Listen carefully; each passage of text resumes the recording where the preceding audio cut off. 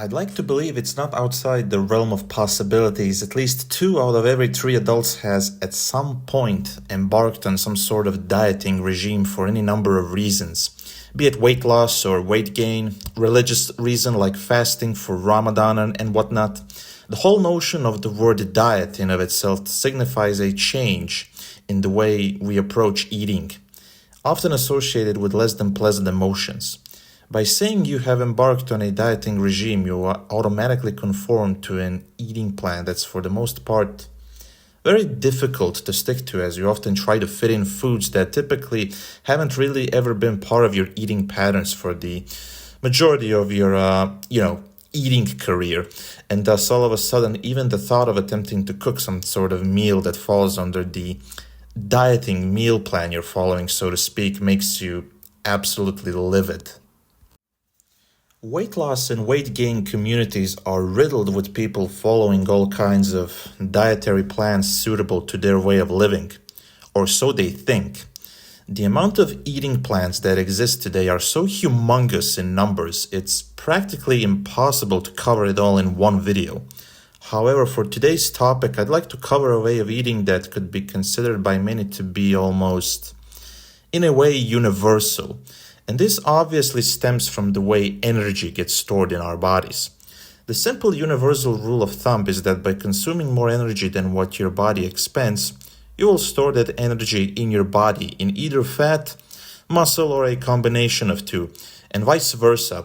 By consuming less than what your body expends, you will lose energy from your own body, also in form of fat, muscle, or a combination of the two. Taking also into consideration other forms of body mass, such as water and whatnot. Now, by taking this general rule of thumb into consideration, all of a sudden, finding a style of eating becomes a much simpler matter. I'll expand on this by sharing my own approach to how I diet, aka how I approach eating when I wish to achieve slightly leaner body compositions. Notice I didn't just say losing weight. When you say you want to lose weight, that to me is way too vague. The correct way to approach this universally is to simply say I want to achieve a better body composition. And this usually entails to having less body fat over your frame and maybe even a bit more muscle mass. Now, if you're someone who was like me, who wasn't sure how to approach the topic of finding whatever diet plan works for you, it's best to just simply take a step back and understand what we outlined previously in regards to burning and consuming energy. For me personally, as a starter plan for a lot of people, I would simply recommend calories in versus calories out. Calories in and calories out was and still is a gold standard way of dieting. Some might even say it's not even dieting. You're really just eating less than what your body consumes, or eating more depending on your goals. And how you approach this is entirely up to you, really. And that to me is the beauty of calories in, calories out. It allows such a flexible way of eating that many people that had success typically attribute this way of eating to be paramount in their results.